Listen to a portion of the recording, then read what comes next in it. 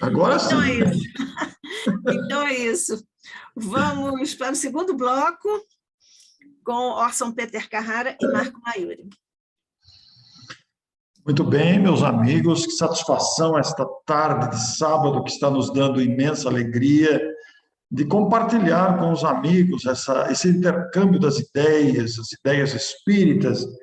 É uma honra realmente participar de um momento do Instituto de Cultura Espírita do Brasil. Que coisa boa, né?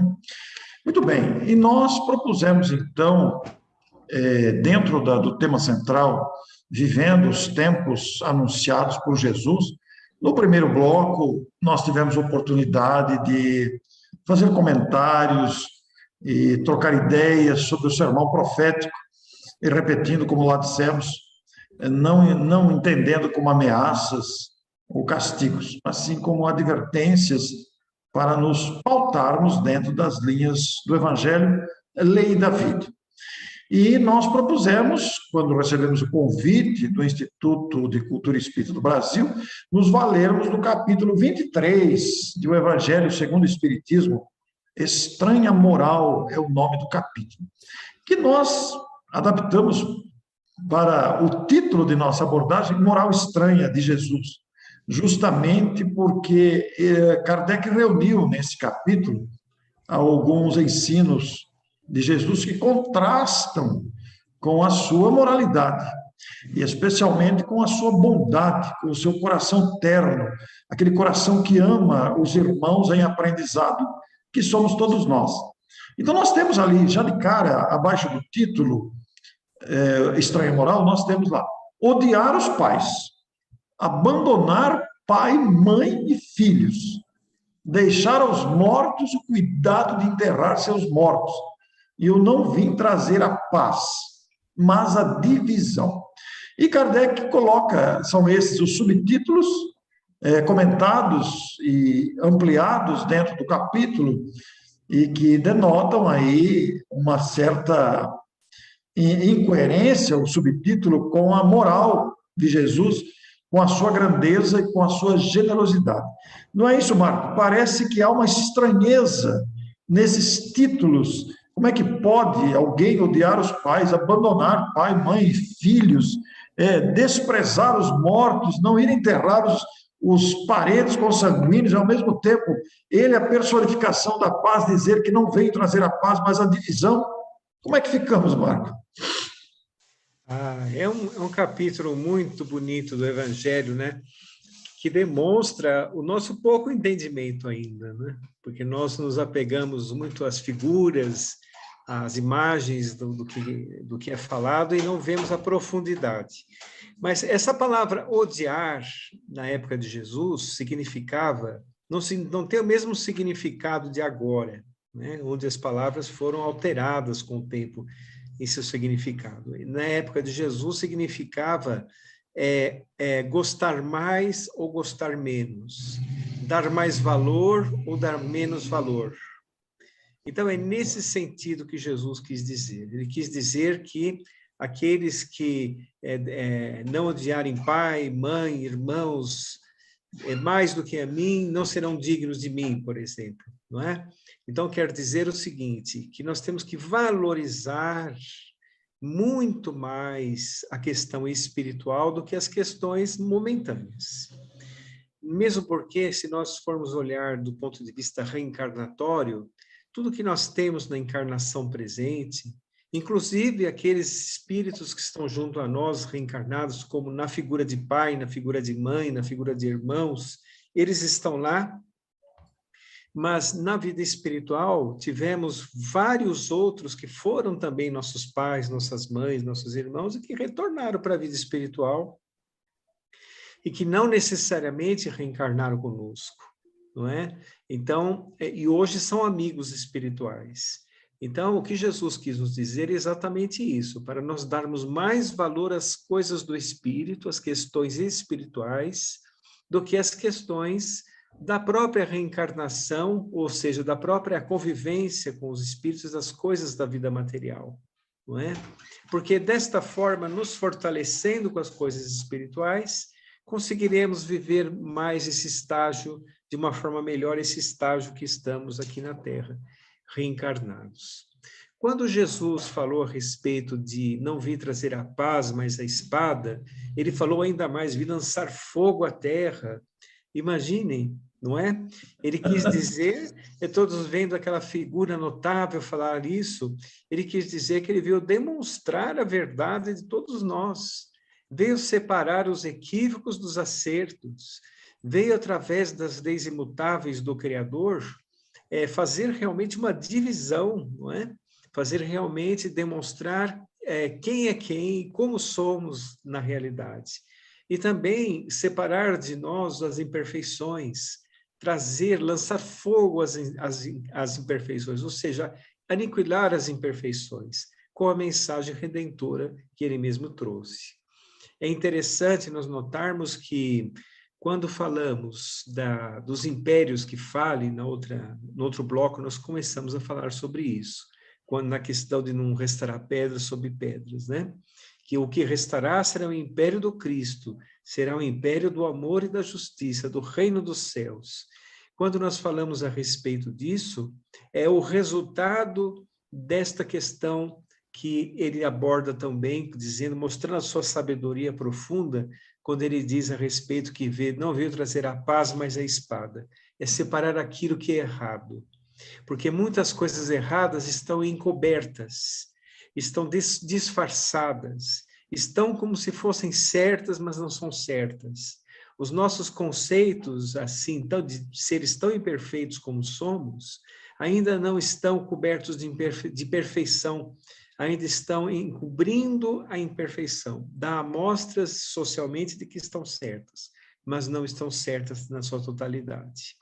Então, é interessante nós vermos isso, e quando ele fala para nós desprezarmos pai e mãe, também quis dizer de que cada um de nós temos que seguir o nosso caminho espiritual, porque naquela multiplicidade evolutiva que existe no mundo, cada um de nós tem um certo entendimento, um ponto de vista diferente do outro, e não é necessário você ficar atrelado às tradições ancestrais.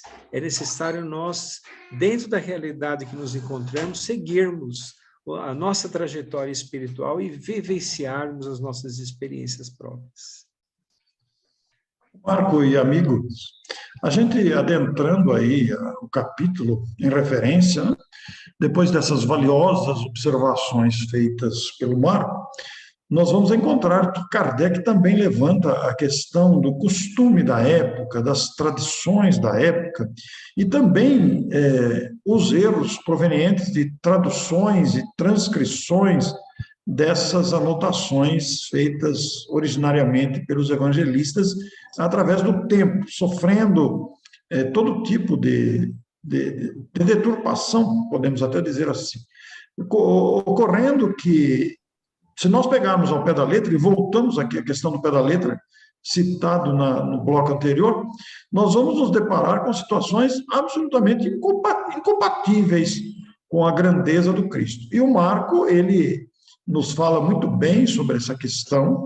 A palavra odiar não tinha aquele sentido, os interesses espirituais prevalecem sobre os interesses materiais, e também a diversidade evolutiva dos seres que habitam o planeta e muitas vezes estão dentro da mesma família, na condição de pai, mãe, filhos, e que traduz a ampliação desse pensamento.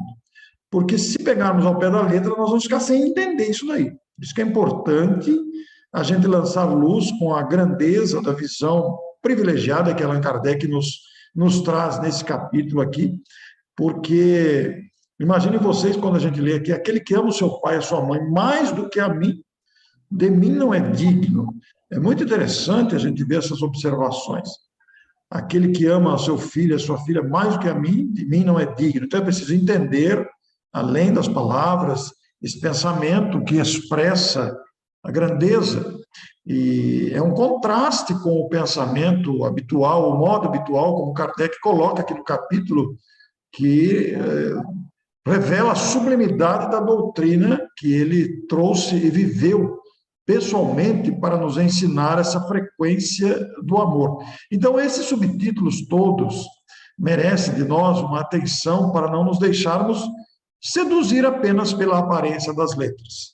É preciso ir além da palavra, como já foi utilizado na vez anterior, porque muitas coisas nós vamos percebendo gradativamente com o tempo, né? Imagine que alguém vai abandonar seu pai, vai abandonar sua mãe, seus filhos, bem incompatível com a conduta cristã, com a conduta da fraternidade que deve reger as nossas relações. Mas Jesus lança esse desafio do entendimento e nós precisamos ir além das letras, porque verdadeiramente é um momento de amadurecimento para entender as grandezas do Evangelho, especialmente com a revelação espírita, que nos lança para ver além do ponto de vista terreno. Hoje nós temos uma visão que extrapola a limitação que existe quando ficamos apenas vendo a vida material. A vida verdadeiramente não está restrita no intervalo do berço ao túmulo. Existe o antes e continua o depois, com perenidade. Então, tudo isso é importante de ser dito, é importante que seja ressaltado, não é, Marco? Não tem dúvida, né? Essa questão de que Jesus disse que é necessário amá-lo mais do que pai e mãe é interessante e muito profundo, não é? Porque, por incrível que pareça, as pessoas que estão em nossa família são espíritos que estão trocando experiências entre si. É como se a família fosse um pequeno laboratório em que estão espíritos comprometidos ali entre si, trocando experiências. Tem alguns que são membros daquele pequeno clã a primeira vez, estão lá a primeira vez. Tem outros que são ligados pelos laços da afinidade, mas ainda traz problemas espirituais de relação uns com os outros. A afinidade, vamos dizer assim, não existe uma homogeneidade na família, não é de 100%. Você olha, por exemplo, para seu pai, para sua mãe, ama seu pai e sua mãe, ama aqueles dois espíritos que estão ali, mas são dois espíritos que têm a sua vida própria, espiritualmente falando. Tem limitações, assim como nós também temos limitações. Jesus não tem limitações. Bom, muito bem. Então, e talvez, Marco, o que causa bastante estranheza, depois de fazermos essas considerações, você até entrou já no tema aí, você já começou a falar sobre isso, e talvez é o que traga mais atrativo nesta ordem de pensamentos, porque quanto aos demais, a gente lança luz, como já foi lançado, e a gente vai compreendendo gradativamente. Mas é interessante quando ele fala, eu não vim trazer paz. A personificação do amor dizer que não veio trazer paz, mas divisão. Se pegar ao pé da letra isso, dá um nó na cabeça, né? Porque como assim? O Cristo, aquele que foi o mensageiro de Deus, aquele que trouxe a revelação do amor, aquele que fez tudo pela paz, e que foi agredido, crucificado, morto, afirmar que não veio trazer a paz, mas trazer uma espada. Ora, a espada lembra luta, lembra ferimento mortal, muitas vezes, lembra morte. Eu vim separar seu pai, o filho de sua mãe, a filha de sua sogra, a nora, e o homem terá por inimigos os da sua própria casa. Bom, aí a gente volta, Marco, no tema central aqui do ICEB, o Instituto de Cultura Espírita do Brasil, vivendo os tempos anunciados por Jesus, e nós vemos atualmente, nós estamos em plena vivência disso, uma grande divisão de ideias, de ideais, de sentimentos. Nós vemos uma grande divisão, aliás, nós vemos uma grande divisão, inclusive dentro dos templos religiosos e também no movimento espírita, apresentando divisões variadas. Quer dizer, nos dizemos todos cristãos da atualidade, nos dizemos adeptos do Cristo. No entanto, nos portamos divididos. E, por força da imaturidade, da interpretação diferente, a gente começa a compreender essa divisão, que não se restringe à divisão apenas exterior, com outros pensamentos, com outras pessoas. Você até entrou nesse assunto já, referindo-se também a uma guerra interior com a gente mesmo, diante do que a gente vai conhecendo e aquilo que a gente vai constatando dentro de nós. Quer dizer, Marco, nós temos um material muito farto aí, né? Sim, muito farto. Nós estamos realmente revivenciando muitas experiências e estamos demonstrando a nossa imperfeição. O que nós consideramos paz, muitas vezes, aqui na Terra, do nosso ponto de vista, é a aceitação de tudo que nós achamos que é certo. Aquele que contraria já não nos dá paz. Nós não temos, por exemplo, a paz profunda, porque a paz profunda é quando o indivíduo já encontra a sua personalidade espiritual. É quando ele põe de lado os equívocos, não é? É quando ele se liberta um pouco do seu ego, é quando ele desenvolve a questão do livre-arbítrio, porque o livre-arbítrio é um instrumento magnífico que nós temos, que tem duas finalidades. Uma é nos desenvolver como espíritos, fazendo com que nós sejamos, e fazer com que nós sejamos responsáveis, tenhamos o mérito das nossas ações. Então, é muito importante nós entendermos que o que nós conceituamos como paz, na verdade, citamos agora há pouco, está encoberto por nossas imperfeições e interesses efêmeros. E quando Jesus falou da espada, a espada significa, nesse caso, uma cisão. Significa realmente separarmos o que é certo do que não é certo. Para que um dia nós alcancemos aquilo que Paulo de Tarso diz na carta aos Coríntios, um trecho muito importante, que eu acho muito belo, quando ele diz assim: quando vier o que é perfeito, o que é imperfeito desaparecerá. Ou seja, nós temos nesta ocasião que estamos, a oportunidade de crescimento como nunca antes. Uma oportunidade de crescimento em que o Espiritismo nos dá uma maturidade e o próprio desenvolvimento da sociedade nos dá essa oportunidade. Mas estamos em uma época também de grande perda de referências. Como diz Orson muito bem, nós estamos vendo dentro das famílias divisões, dentro das classes religiosas divisões, até dentro do movimento espírita, não é? Por quê? Porque nós estamos expondo as nossas imperfeições. É um momento de expor as imperfeições para, a partir dessa vamos dizer assim, degradação de certos conceitos, nós encontrarmos o caminho correto. Porque para nós encontrarmos o caminho correto é necessário expor o que somos, para que nada fique encoberto. E é isso que Jesus propõe em sua mensagem. Não é? Então, temos aqui pessoas, muitas vezes, dentro da própria família consanguínea, separando-se. Né? Nós vemos, por exemplo,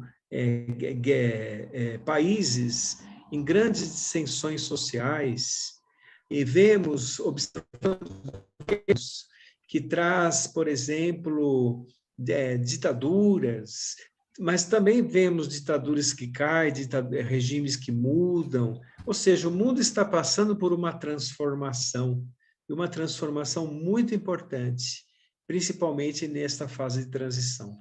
É muito interessante deixar exposto o que somos para que o aperfeiçoamento venha, porque a recepção, a assimilação desses ensinos maravilhosos, orientadores, luminosos para a nossa caminhada, ela se dá de forma muito diversa dentro de cada um, justamente pela multiplicidade dos estágios de maturidade espiritual. Então, como nós ainda guardamos dentro de nós tendências egoístas, tendências acomodadas e tendências de tentativas de prevalência do nosso ponto de vista pessoal, individual, muitas vezes tentando dominar ou impor, quando nós fazemos isso, nós estamos causando esta exposição de divisão. Nós vemos aí, você citou bem, né? A divisão dentro da mesma família, nós temos dentro do ambiente doméstico, familiar, marido e mulher, às vezes, que pensam completamente diferente e digladiam entre si na cisão do símbolo da espada, o que acontece também com pais e filhos, e o que acontece fora da família também. Nas ideias, nós vemos um país, muitas vezes, dividido por ideologias, como acontece atualmente no país. Então, são divisões mesmo que põem à mostra a nossa fragilidade, a nossa ainda incapacidade de uma escolha correta, a nossa incapacidade, a nossa maturidade para saber para poder sentir a grandeza. Quando se refere naturalmente ao Evangelho, né, essa assimilação ela faz com que interpretemos diversamente e até com adaptações aos nossos interesses, o que naturalmente faz as divisões.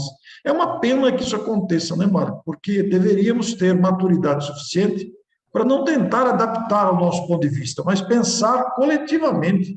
Eu sempre vejo com lamento essas adaptações ao nosso ponto de vista. Porque o nosso ponto de vista, por melhor que ele seja, ele está sujeito a falhas de todo tipo. Como somos criaturas falíveis, nós podemos ter equívocos de visão. É muito interessante. Outro dia eu vi referências a um famoso filme que já faz bastante tempo que foi produzido e que provocou emoção, foi considerado um grande filme, foi considerado um filme que atraía muitas criaturas, que causou grande impacto no cinema, etc. e tal, e que teve uma crítica muito boa em relação à produção do filme. Só que o filme enfocava um assunto que, sob o ponto de vista dos protagonistas daquele assunto que o filme enfocava, ele foi uma agressão àquele determinado segmento da sociedade.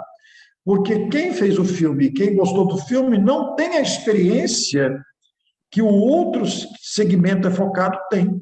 Então, quando nós não temos a experiência na própria pele, nós não vivemos o contexto, a nossa crítica, ela fica infundada. A nossa crítica fica sem fundamento, porque muitas vezes nós não temos aquela experiência. Então, é preciso viver a experiência para compreender a problemática do outro. Ora, e aí vem o Cristo falando, vim trazer a paz, mas a divisão. Exatamente porque as nossas interpretações são diversas, as nossas experiências são diversas, só que nós precisamos amadurecer para sentir como Cristo sentia. Mas será que nós temos condição de sentir como ele sente? Este amor espontâneo pelas dificuldades, pelo comportamento, pela índole de cada pessoa, porque eu sempre penso nisso, Marco. Jesus olhava as criaturas que lhe chegavam, as criaturas que lhe procuravam, o seu olhar doce, a sua voz, as suas atitudes eram de um comportamento de compaixão com as misérias humanas, sem qualquer tipo de julgamento. Ele não julgava, ele simplesmente amava aquele que estava à sua frente, sem ficar julgando a sua história, as suas dificuldades, as suas mazelas. Ele amava a criatura do jeito que ela era. Ele conviveu com mulheres de má vida, com políticos corruptos, com exploradores do povo, com doentes, com perversos, todo tipo de comportamento.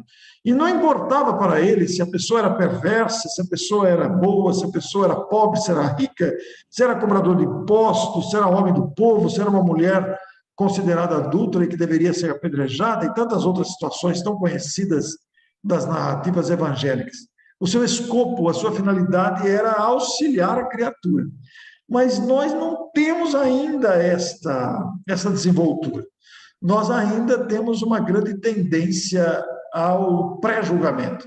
E aí surge a divisão, né, Marco? Porque pré-julgando, nós causamos uma cisão. Eu estou julgando o outro, você não serve, você não sabe, você não... e tantas outras coisas que surgem aí no linguajar vulgar humano, desqualificando, desprezando a postura e o comportamento alheio. E aí começam os problemas, né? Aí começa a divisão, que está no campo político, que está no campo social, cultural, histórico, esportivo, artístico e dentro das religiões também. Sem dúvida, Orson. O amor de Jesus por nós é tão imenso que a maior manifestação de amor do Cristo foi ter encarnado uma única vez aqui na Terra. E habitar... Que coisa linda isso, né? Um vaso, que coisa linda isso. É maravilhoso. Imagina ele deixando as esferas resplandecentes, encarnando um corpo físico como o nosso e convivendo conosco, conversando conosco. Essa é a maior manifestação de amor. E nós temos que compreender a nós mesmos. As nossas imperfeições, elas saem muito lentamente de nós. Às vezes, você pode compreender que tal fator é errado, mas dentro de si ainda não compreendeu. É preciso revivenciar várias experiências, colocar-se no polo oposto, por exemplo, através da reencarnação, para poder, o espírito compreender na sua intimidade o que é certo e o que é errado. Às vezes permanecemos com um único hábito infeliz, uma encarnação inteira não conseguimos tirar aquele hábito. Verdade. Não é? Então, como você disse, os espíritos superiores, a exemplo de Jesus, o espírito mais superior que nós temos convivência, que nós convivemos, que esteve conosco, ele não enxerga a nossa imperfeição como nós enxergamos a do próximo. Ele não nos julga, porque ele sabe que aquilo é provisório. Então, ele nos vê como um todo. Por várias vezes, Jesus utilizou-se de pessoas que estavam contrárias a ele, inclusive trouxe para perto dele para servi-lo. Como, por exemplo, Zaqueu, Mateus, Paulo de Tarso e tantos outros que o perseguiam. Então, ele trouxe para perto de si. Estava próximo a onde as pessoas não imaginariam encontrar o rei dos judeus, como eles falavam. Ele estava em meio aos esfaimados, ele estava em meio às prostitutas, ele estava em meio aos perdidos. Ou seja, ele estava preenchendo os vazios da criatura humana. Porque essa que é a função do amor. O amor preenche os vazios, está onde necessita. Onde está o enfermo, está ali o socorro do amor. Então, é isso que Jesus fazia. Jesus, até hoje, nós percebemos que é interessante que existe uma referência, até no sermão profético, só voltando um pouquinho, só para nós ilustrarmos o que vamos falar agora, quando ele diz assim, as pessoas esquecerão a minha palavra. As pessoas me esquecerão, se desvincularão de mim, perseguirão quem me segue. E nós vimos que isso aconteceu na época do Cristo e está voltando a acontecer agora. Sim. Muitos cristãos pelo mundo inteiro estão sendo perseguidos. As religiões estão sendo perseguidas, porque os seres humanos têm grande dificuldade de olhar a vida espiritual, de olhar o ponto espiritual da existência. Mas tudo isso que está passando está previsto. Tudo isso tem realmente o amparo da enxertia divina. As esferas superiores estão acompanhando os nossos passos, porque é isso que se faz quando se ama. É uma esfera de amor. Estão acompanhando os passos de nós tão inexperientes caminhando pela jornada. Nós podemos tropeçar, nós podemos errar.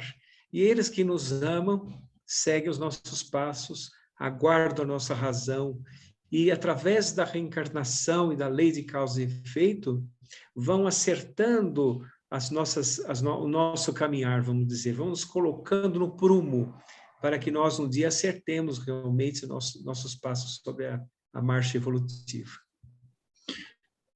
Enquanto você falava, Marco, eu estou aqui à minha frente com a anotação de Lucas, em que vim para lançar fogo à terra. E me sinto desejoso que esse fogo se cumpra. Imagine, é uma linguagem simbólica, claro, não está se referindo ao incêndio de proporções que destrói tudo, o fogo, mas o lançar fogo é justamente despertar, é balançar as estruturas com o conhecimento novo que ele trouxe. Conhecimento novo que balançou a época, não foi compreendido a ponto de ser perseguido e morto, porque mexeu com as estruturas, né?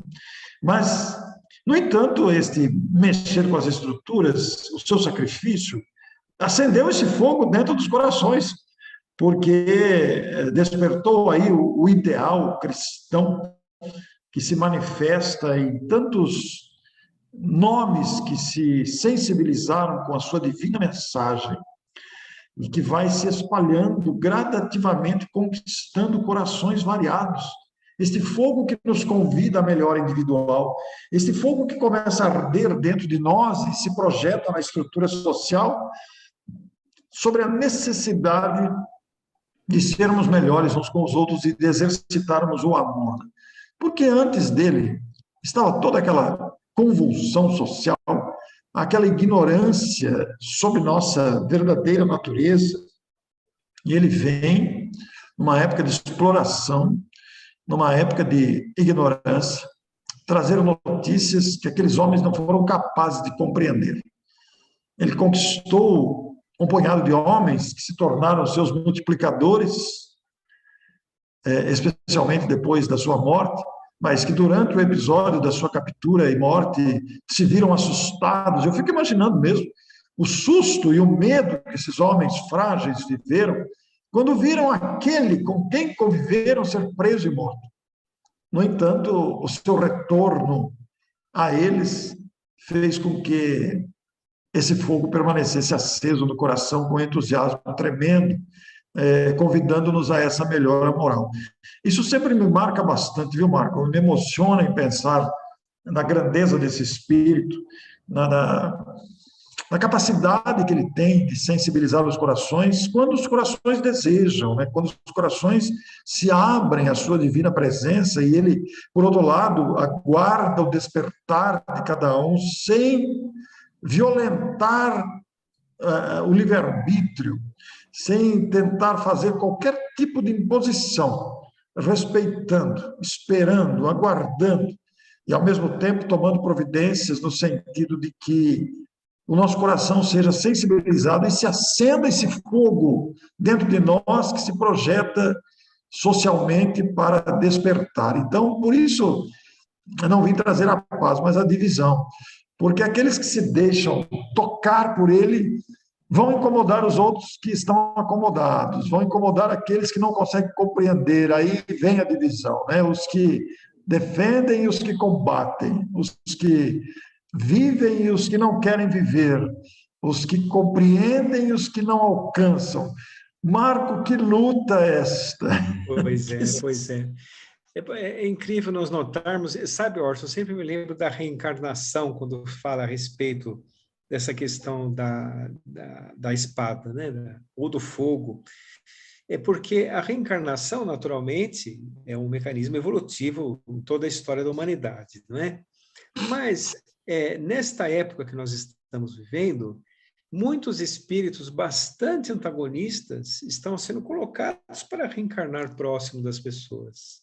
É verdade. Ou seja, aí por isso que ele disse, lamentarão o que vem do seu ventre. Às vezes são reencarnações compulsórias, às vezes são reencarnações de espíritos que ainda não se regeneraram, que ainda estão com o coração bastante endurecidos, e a Terra está recebendo essa última leva, porque está, vamos dizer, às portas de um mundo de regeneração. Esses espíritos, com o tempo, ficaram incompatíveis com o próprio desenvolvimento do planeta.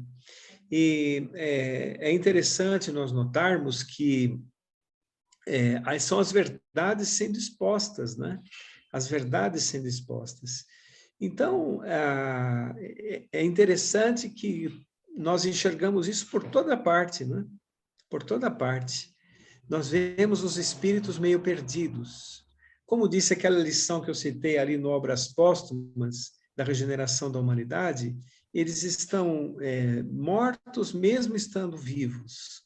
Ou seja, estão um pouco fora de si espiritualmente falando e até fisicamente quando se entregam às viciações. uma época de muitos suicídios, de desvalorização da vida, porque Jesus realmente veio trazer esta oportunidade para esses espíritos que estão desfalecentes na luta. São aqueles espíritos que ainda não compreenderam, e eles estão sendo lhes dado uma última oportunidade, ou oportunidades derradeiras, para que eles possam compreender um pouco da verdade e caminhar com mais segurança. Então, é um momento muito importante, costumo dizer, falei até para o Orson já em algumas outras lives, é um momento espiritualmente histórico que nós estamos vivendo. Não é? Nós estamos aqui, vejam que interessante, na antessala do mundo regenerado, mas existem na Terra muitos lugares que se equiparam a mundos primitivos ainda. Existe uma mescla de espíritos e uma entremeação de níveis planetários, vamos dizer assim, para que, o que demonstra que tudo é gradativo no que diz respeito à educação do espírito. Não acontece abruptamente, não é? É porque tem dois fatores importantes. O espírito precisa ficar submetido às leis imutáveis do Criador e existe a questão do livre-arbítrio. Então, esses são os dois fatores evolutivos que fazem o ser humano progredir gradativamente. Mas quando ele compreende, aí vamos dizer assim, progressivo e constante. Está, por exemplo, lá o Orson citou também, no Código Penal de Vida Futura. Arrepender-se daquilo que fez ou deixou de fazer, recuperar-se, expia através das suas experiências e pode reparar através da reencarnação. Isso é maravilhoso, né? É o caminho de todos nós. E os espíritos, neste capítulo do Céu e Inferno, falam assim: quando o espírito consegue cada uma dessas fases, é motivo de grande júbilo, porque é uma conquista muito importante de cada pessoa, entende? É a recuperação do espírito. Ele pode realmente entrar dentro de um planejamento de desenvolvimento espiritual do próprio planeta. É muito interessante, e até porque, Marco, como o próprio Kardec aqui no contexto do capítulo, ele vai dizer da resistência que as ideias novas encontram em todos os tempos, sempre foi assim, né? Não foi diferente com Jesus, nem tampouco foi diferente com a doutrina espírita, que encontrou muita resistência e ainda encontra. As ideias novas sempre encontram resistência. E essa resistência gera divisões até na interpretação dos ensinos. Não é de admirar-se que existe divisão nas correntes religiosas, porque há a maturidade de cada segmento. E mesmo dentro do movimento espírita, nós temos interpretações diferentes sobre vários aspectos que também geram alguma divisão. Então, isso é bem próprio da nossa condição humana, criaturas em aprendizado. Mas o bom de tudo isso é realmente que nós estamos aprendendo, estamos gradativamente descobrindo tudo isso. Então, quando nós pensamos nessa divisão, nessa cisão, nessa espada alegórica aí citada pela notação do evangelista, nós vemos o quanto isto realmente ocorre na atualidade. O tema geral desse painel do mês de fevereiro do Instituto de Cultura Espírita do Brasil é muito atual, porque nós estamos vivenciando, sim, com grande intensidade, essas lições que Jesus falou lá há mais de 2000 anos, foram anotadas e chegam até nós com uma atualidade tremenda, porque nós vemos toda sorte de iniquidade, nós vemos os desdobramentos e consequências desse mau uso do livre-arbítrio. Nós vemos divisões variadas em muitos segmentos, próprios dessa diversidade evolutiva que está conosco. Você citou no bloco anterior a presciência do Cristo, né? A sua visão global de um planeta sobre a sua responsabilidade. Naturalmente, ele tem conhecimento. Um espírito que dirige um planeta não é um espírito qualquer, ele tem experiência. Então, ele conhece os caminhos que serão trilhados por aquele grupo de espíritos que estão ainda nesse aprendizado. Então, nós estamos vivendo mesmo todas aquelas previsões, digamos assim, aquela presciência do Cristo, aquele anúncio, aquelas advertências que hoje nós vemos na sociedade se manifestando em toda forma de agressividade, de caridade esfriada, de afastamento. Você citou aí, em um momento muito oportuno, o afastamento da sociedade do próprio Cristo, em algumas tentativas, inclusive, de excluí-lo da história, né? Nós vemos aí, atualmente, movimentos infelizes que tentam desvalorizar o esforço do médium Chico Xavier. Quer dizer, tudo isso demonstra a nossa imaturidade, demonstra a nossa falta de consciência, que advém de uma interpretação precipitada, equivocada, do que realmente acontece com a humanidade e suas necessidades. Sim, mas todas essas questões que estão sendo atacadas do ponto de vista espiritual, né, Orson, eles representam a verdade, né? E a verdade paira no ar. Ela incomoda, né, Marco? Ela incomoda. Ela incomoda. Não há o que a retire, entende? Ela está por todos os lados. Basta que tenhamos olhos de ver e ouvidos de ouvir. Tudo isso será recuperado quando o homem, dentro dos processos evolutivos da reencarnação, da causa e efeito, da lei de causa e efeito, ampliar o seu conhecimento, ampliar a sua consciência, ele mesmo irá resgatar esses valores que ficaram pelo caminho, entende? Porque ele irá ver o que deixou para trás, irá ver o que deixou de lado. Eu me lembro sempre da lei de destruição, que está em O Livro dos Espíritos, que fala assim: o que nós chamamos de destruição, na verdade, é a renovação. Então, é isso que está acontecendo com a humanidade. Muitos amigos espirituais dizem que, por exemplo, a religião do futuro será a fraternidade. Essa será a religião do futuro. Porque as religiões atuais, todas as religiões, elas são linhas de pensamento que se agrupam em afinidades e formam ali as religiões. Mas se nós formos olhar, por exemplo, a mensagem do Cristo, é uma mensagem que está muito acima de todas as religiões, não é? É a religião cósmica do amor. Então, quando nós, por exemplo, praticamos o amor com o próximo, nós estamos praticando aquilo que Jesus disse, essa religião da fraternidade, essa religião do amor incondicional, não é? Todas as religiões, naturalmente, são importantes, são escolas do Espírito, e a glória de Deus deve ser cantada em vários lugares. Mas Jesus é realmente aquele que traz uma mensagem universal de equilíbrio. Deus, que está em nossa consciência, sempre nos leva para o equilíbrio. Quando nós remamos contra a maré, nós sofremos. Então, essa que é a questão educativa. Que maravilha nós pensarmos assim. Enquanto o Marco estava falando, queridos amigos do ICEB, eu fiquei pensando nas alegrias que tenho vivido nos últimos dias, quando estão havendo tentativas de retomadas presenciais, né, nos centros espíritas. Ainda não está pleno, alguns voltaram, fecharam de novo, outros voltaram precariamente, mas está ainda confuso. Mas apesar de ainda confuso, durante o mês de fevereiro, que ainda está na metade, né? Nós ainda temos mais alguns dias aí, um pouco menos da metade, eu tive a oportunidade de fazer, durante o mês de fevereiro, 2 palestras presenciais. Todas as demais foram online. E ao ir à palestra presencial, na cidade próxima, aqui, Araraquara, as 2 casas que eu fui foram em Araraquara, que são muito próximas, eu pude sentir no ar aquela alegria do público presente, ansioso pela convivência, pelo encontro, pelo reencontro, esta alegria plena que a fraternidade, que somente a fraternidade é capaz de promover. Então, esta fraternidade é a conquista que precisamos fazer.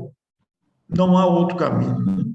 A doutrina de Jesus é insubstituível, incomparável, e não há nenhum tipo de agressividade, não há ameaças como poderiam ser interpretadas. E o que nós estamos vivendo hoje no planeta, com toda esta série de fatos bastante difíceis e complexos, socialmente considerados e individualmente também levados em conta, na verdade são degraus de aprendizado e de elevação do ser humano, do espírito humano encarnado nesse planeta. Penso que nós vivemos um momento muito importante da história. Quando o Marco fala que nós estamos na antessala da regeneração, ora, isso é um privilégio para nós, porque nós podemos enxergar, já podemos até abrir a porta, ainda não deu para passar exatamente pela porta, mas nós já estamos vendo a outra sala, a sala que vamos adentrar, nós já estamos vendo a luminosidade. Ainda nos falta alguma coisa para adentrar completamente, mas já temos uma antevisão. E, ao mesmo tempo, olhamos para a porta que atravessamos, que ficou para trás, e ali a gente tem toda uma experiência acumulada.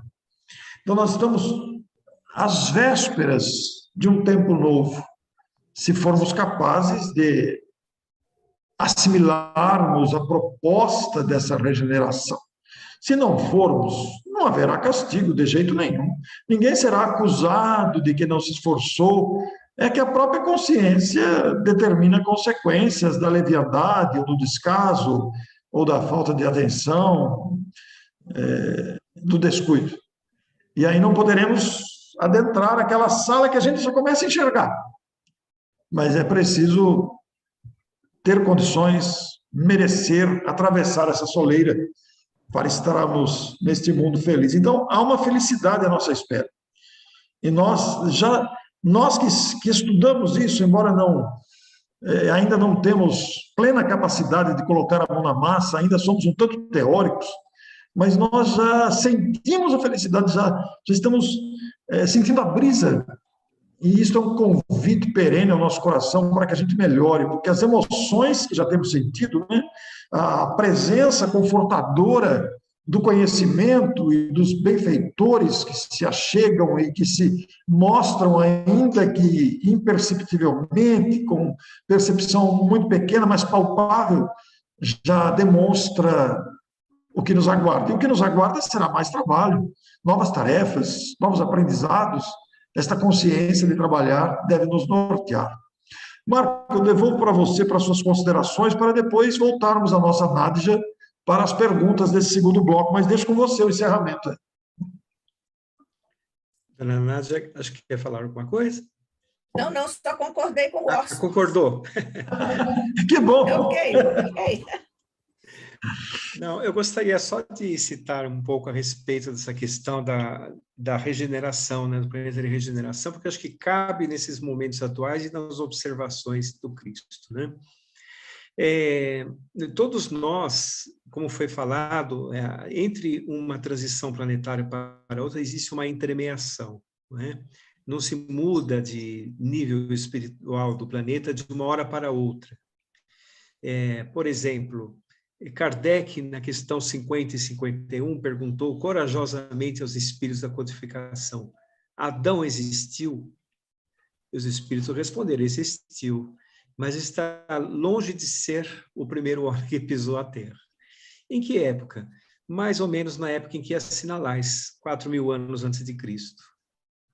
Então, o mundo naquela época estava deixando de ser o mundo primitivo para começar a ser o mundo de provas e de expiações.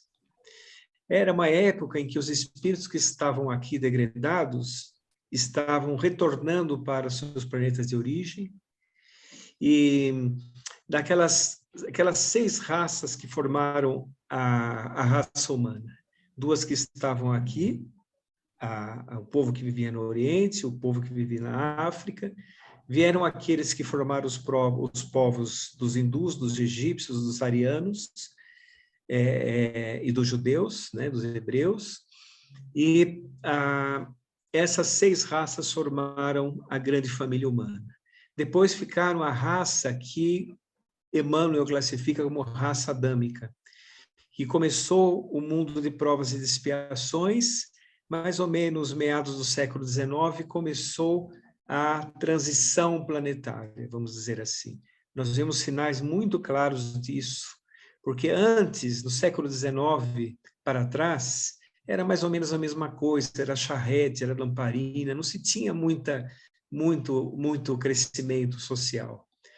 Depois de 1857, o ano que surgiu a doutrina espírita, inclusive, uma época muito difícil do materialismo dialético, do materialismo mecanicista, surge a doutrina espírita, porque a espiritualidade superior nos acompanha os passos. E aí, os grandes avanços no século XIX tinham 1 bilhão de pessoas. Em poucos anos, 160 anos, aproximadamente, mais que sextuplicou a quantidade de habitantes na Terra. Ou seja, tudo isso caracteriza a transição planetária. Nós estamos agora, como se estamos na antessala, mas existe aquela entremeação, existem lugares que se equiparam a mundos primitivos, e quando nós transitarmos para o mundo de regeneração, ainda terá lugares muito difíceis na Terra. Nós somente sentiremos que estamos em um mundo de regeneração quando daqui mais ou menos umas centenas de anos, 200, 300 anos, mas até lá irá acontecer muitos progressos que o homem sequer sonha. Mas quando o homem conseguir, em meados do outro século, equilibrar as duas inteligências, a inteligência moral e a intelectual, essas serão as asas da libertação dos seres humanos. Aí os seres humanos entenderão a verdade e entenderão e resgatarão a mensagem do Cristo que ficou pelo caminho, deixaram pelo caminho. Porque é a mensagem da verdade morredora, a verdade que não perece, a verdade que está no ar e que ninguém consegue retirar. Então é muito interessante essa questão evolutiva dos seres humanos. Todos nós, no lugar que estamos colocados, temos as nossas observações e podemos fazer muito.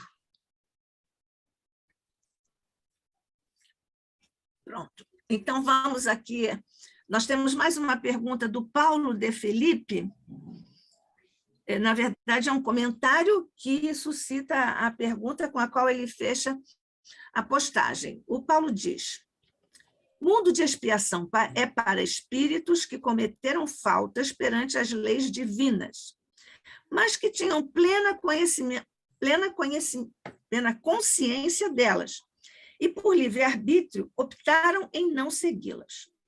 Para a retificação, ficam sujeitos à dor e ao sofrimento que poderiam ser evitados. No futuro, Marco ou Orson ou ambos, haverá religião ou religiosidade? Aí ele complementa aqui: o mundo de regeneração é um estado espiritual do espírito, não um mundo material, certo? Pode responder, Orson.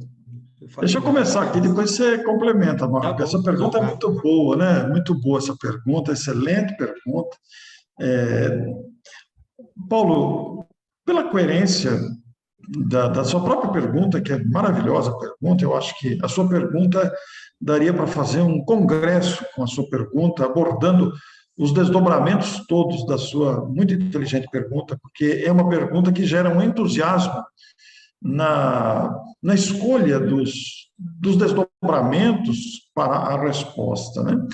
Porque pensamos que as religiões deverão permanecer, mas o que vai imperar no futuro regenerado será a religiosidade, porque a religiosidade será uma conquista do ser humano que já está ocorrendo apesar das divisões religiosas.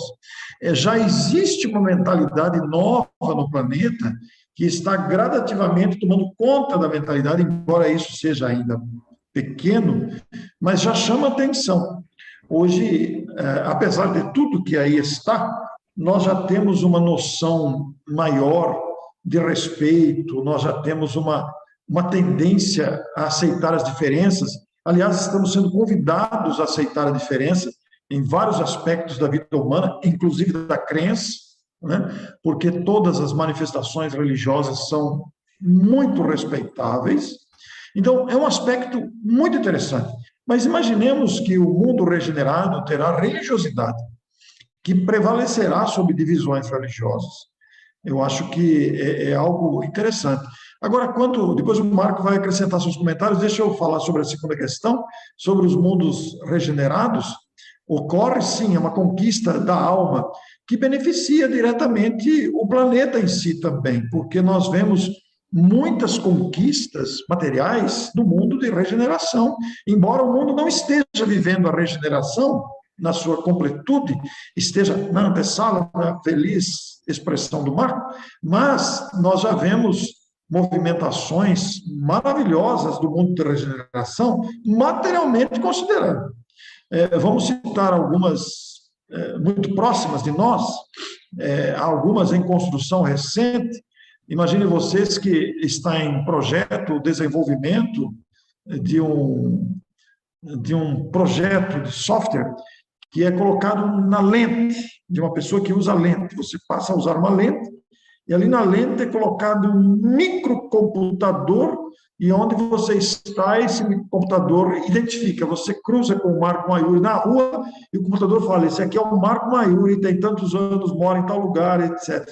Quer dizer, para esse tipo de informação estar disponível, nós vamos ter que melhorar muito a nossa conduta para não haver o que acontece muito hoje em dia com a tecnologia, no roubo de dados, por exemplo. Por outro lado, tomamos conhecimento por esses dias que existe um cientista brasileiro que desenvolveu um software também, que ele é brasileiro, muito requisitado, muito inteligente, em que ele comparece nas mesas de cirurgias com médicos e ele é capaz de projetar para o médico, através de óculos especiais, como aqueles óculos virtuais que a gente usa em determinados divertimentos, e que projeta para os médicos a visão real do cérebro em sua completude da caixa craniana, para que na cirurgia envolvendo cérebro não se afete regiões que não podem ser lesadas, por exemplo. O médico é capaz de ir no ponto exato, porque vai ter uma visão virtual projetada pelo óculos na visão do crânio. Ora, tudo isso é evolução de mundo de regeneração. O Dr. Paulo César Frutuoso, muito conhecido palestrante espírita do Rio de Janeiro, afirmou recentemente que, do ponto de vista das cirurgias de câncer, talvez a minha afirmativa aqui não seja com a competência médica com que ele fez essa afirmação, porque eu não sou médico, eu sou leigo no assunto, e a minha informação poderá sofrer aqui algum prejuízo, mas vocês vão de entender o meu propósito, né? Que em poucos anos, eu não me lembro a quantidade de anos que ele falou, determinados tipos de incisões oncológicas dispensarão incisões de cortes, mini robôs adentrarão o corpo para detonar o tumor ali localizado, né?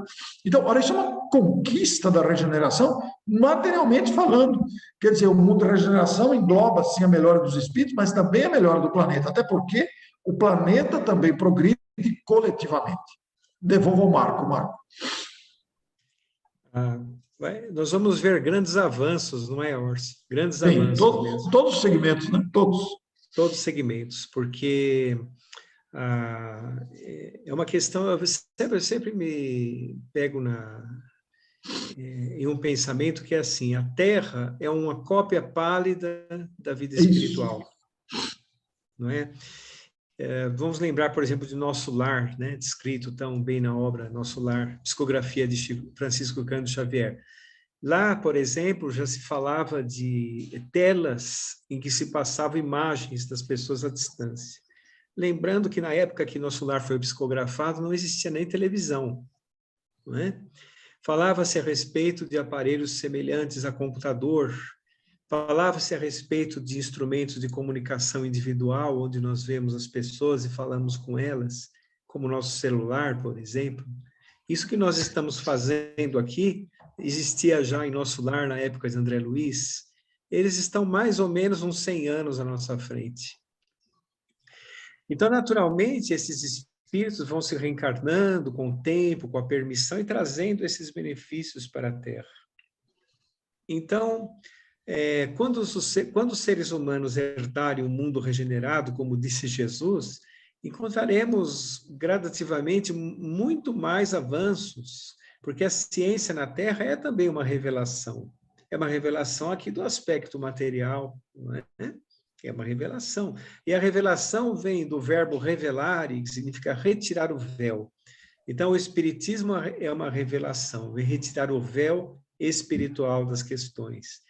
E a ciência também é uma revelação que vem mostrar o que estava à nossa frente e nós não sabíamos. Mas o mundo ainda vive características de um mundo muito primitivo, o mundo de provas e expiações. Apesar de todos os avanços, o que é descoberto fica para poucos ainda.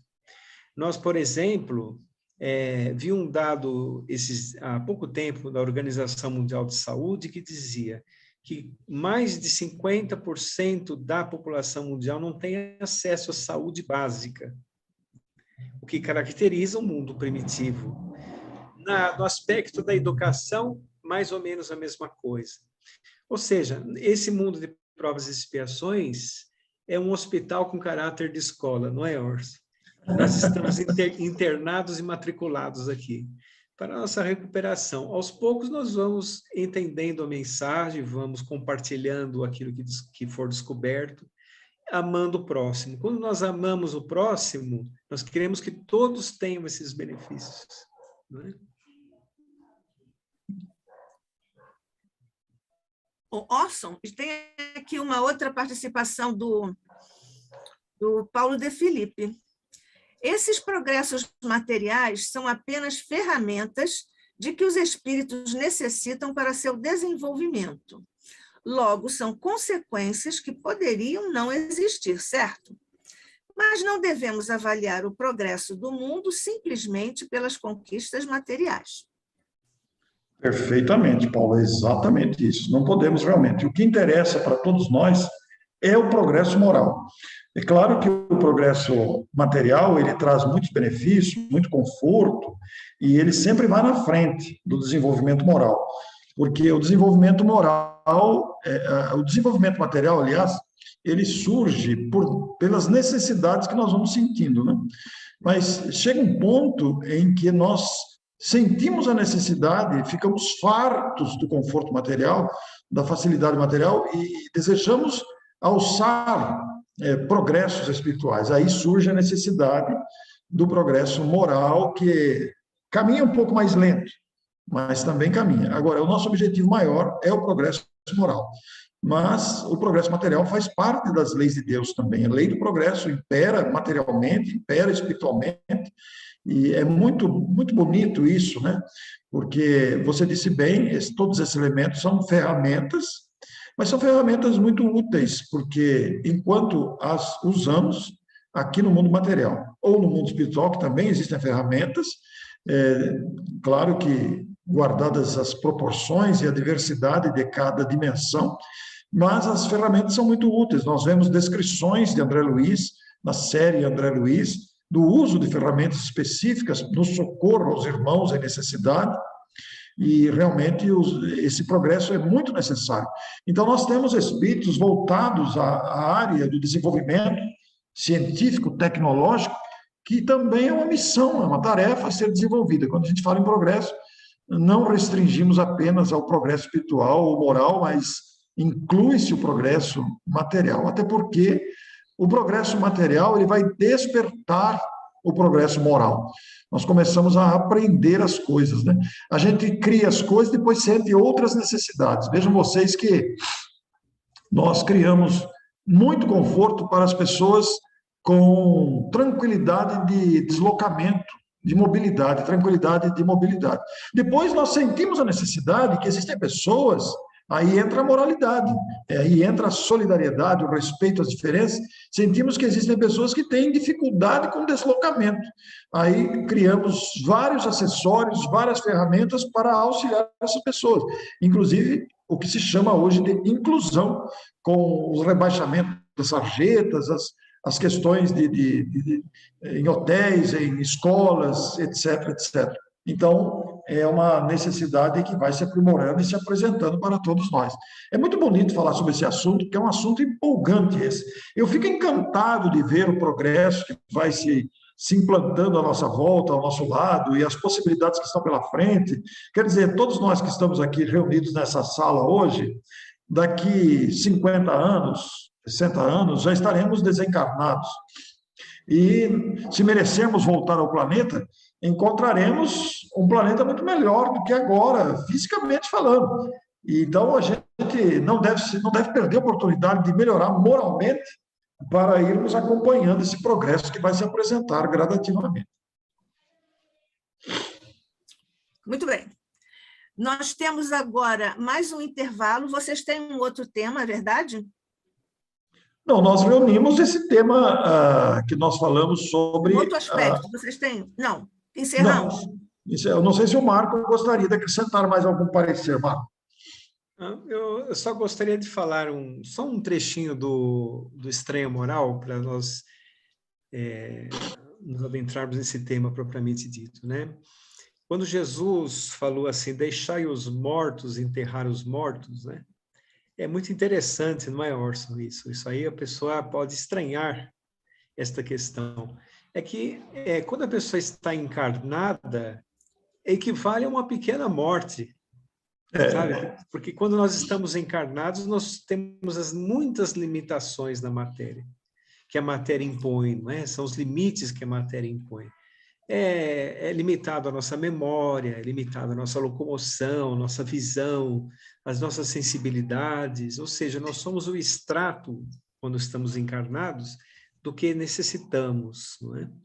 E quando nós retornamos para a vida espiritual, nossa consciência se amplia um pouco mais.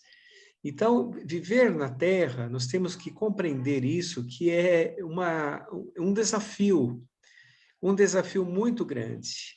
Mas nós estamos aqui basicamente encarnados para resolver alguns aspectos espirituais nossos, preencher vazios nossos mesmos, que nós deixamos pelo caminho.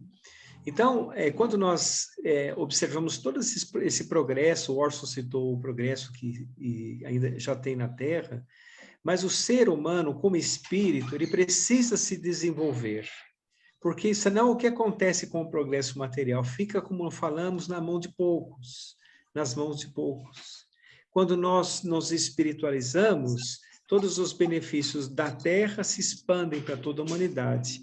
Agora, o principal é o progresso do espírito. Porque um dia nós, dentro da escala evolutiva, teremos oportunidades de conhecer, inclusive, outros mundos. Quando a Terra não nos der mais respostas, quando nós não tivermos mais nada a saudar aqui na Terra, quando já estivermos, por exemplo, numa categoria de espíritos puros, nossa viagem irá se nortear por outros caminhos. Então, nós somos seres universais, não é? Nós temos um universo pela frente. E quando nós pensamos desta forma, nós vemos que, às vezes, nos apegamos a coisas tão pequenas aqui, damos tanto valor, por exemplo, coisas ínfimas, que depois, até quando nós desencarnarmos, ficam para trás. A pessoa, quando está na Terra, acha que tem o controle de tudo.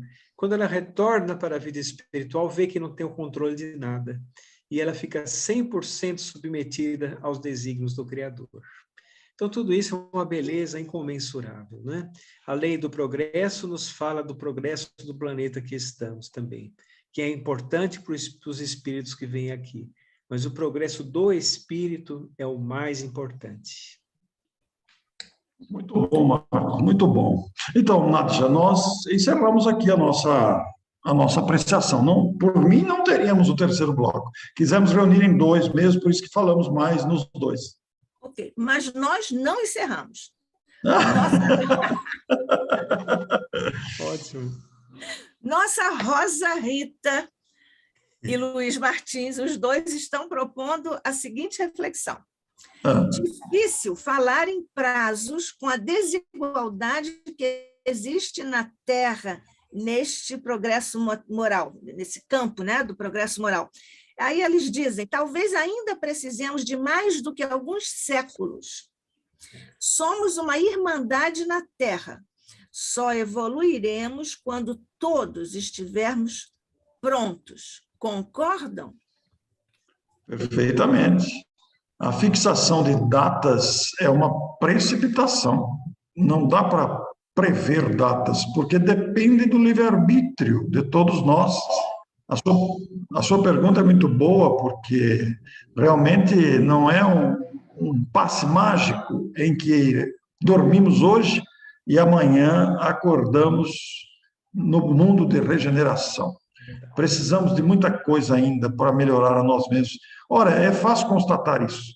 Cada um de nós percebe dentro de si fragilidades que a gente já constata. Isso sem falar daquelas que a gente não percebe, não é mesmo, Marco? É verdade. Nós estamos aqui muito gradativamente, como citamos, evoluindo, né? Agora, essa questão do mundo regenerado e para o mundo do mundo de provas e expiações para o mundo regenerado, não dá para fixar datas realmente. Porém, existe um planejamento da espiritualidade superior do degredo de espíritos, né? Esse degredo de espíritos vai, vamos dizer assim, colocar uma questão de começo realmente do mundo regenerado, como se fosse uma classificação do mundo.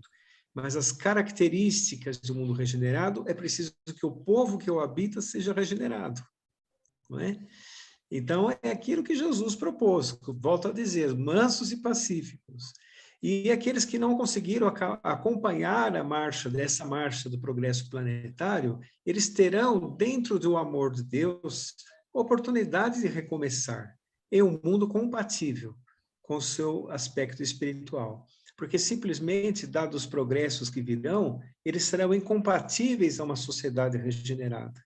Então, eles começarão realmente em outras experiências, ou em mundos primitivos, dependendo, claro, da evolução do espírito, ou em planetas de provas e expiações bem no início. Então, essa aqui é a questão. Olha, a questão com o Paulo é a seguinte, ele resolveu, ele diz, pessoal, fiquei desconectado por instantes, mas estou de volta. Muito bom que você está retornando aqui a nós, ô Paulo. Nós sempre gostamos muito que você esteja conosco. O Paulo sempre participa bastante, como fez hoje. Eu queria ainda explorar um pouco o Marco.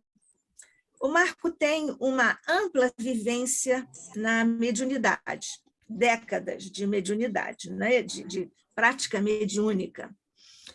Marco, você tem notado, porque nos últimos tempos, todos nós estamos observando e vivendo, eu diria até nos últimos anos, algumas poucas décadas para cá, e o mundo já é muito diferente, né? Nós que já ultrapassamos os 18 anos, já vimos isso, né? Já era um pouco menos assim, solicitante de nós. No campo da mediunidade, você sente uma diferença expressiva com relação ao fato de os médiuns precisarem usar de mais energia, digamos, para a concentração, para a comunicação mediúnica, e com relação aos nossos irmãos comunicantes que comparecem às mesas mediúnicas, você teria alguma observação, alguma constatação que você tem feito a esse respeito?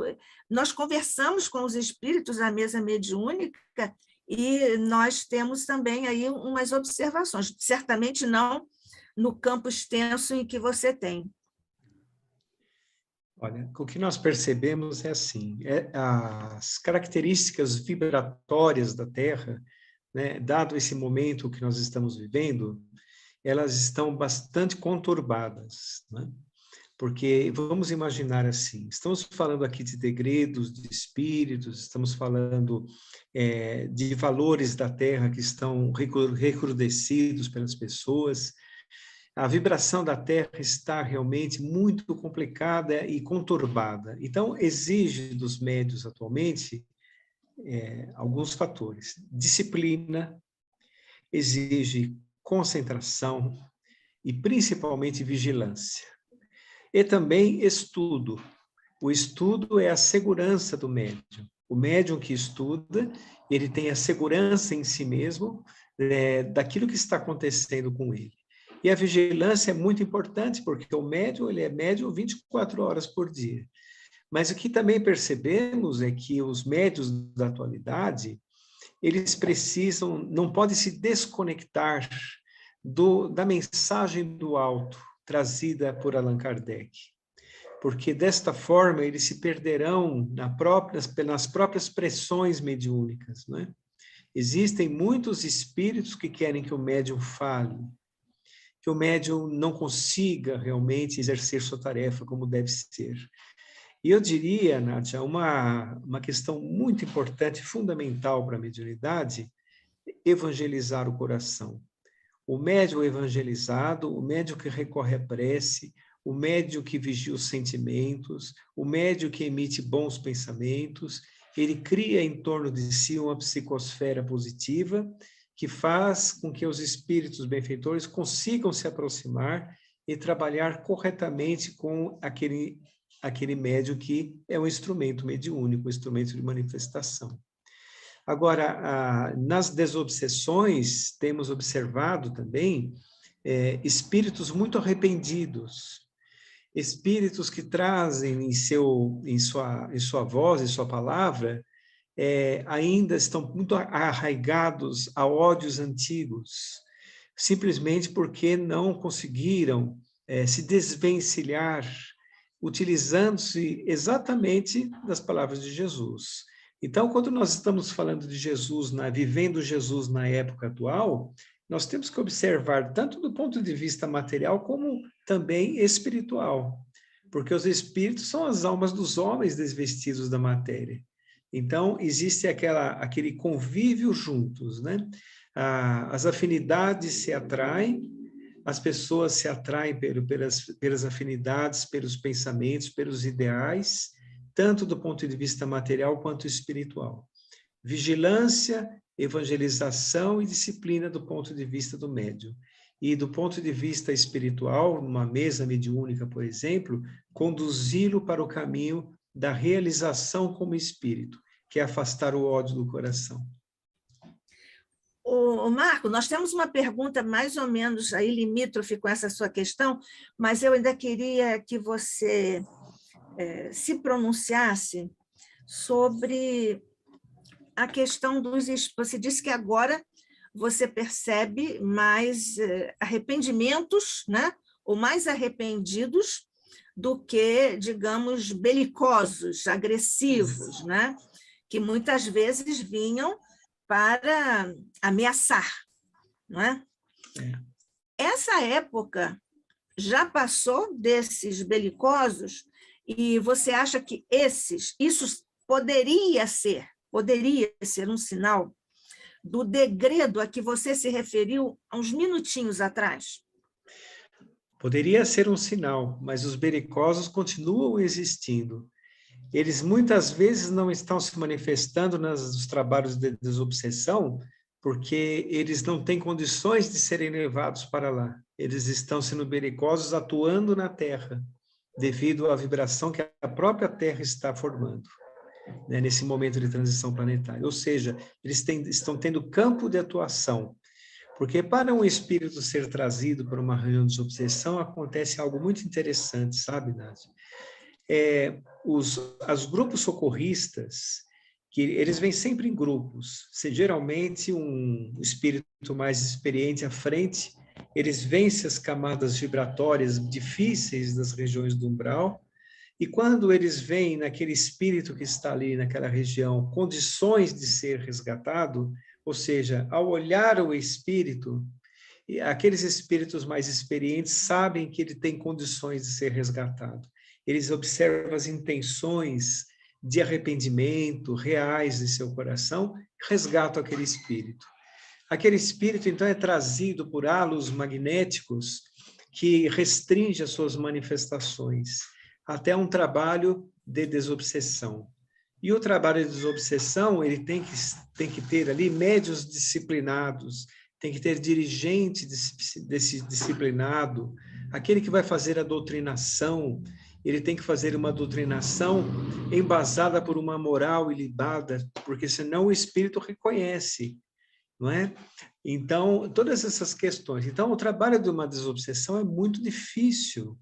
Temos que entender que existem 20 bilhões de espíritos em torno da Terra e poucas oportunidades de comunicação em um trabalho de desobsessão.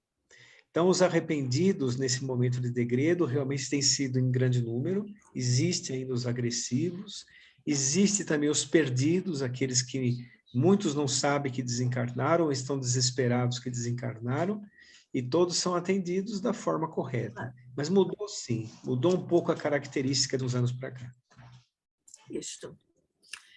A esse respeito também, você veja que coisa interessante.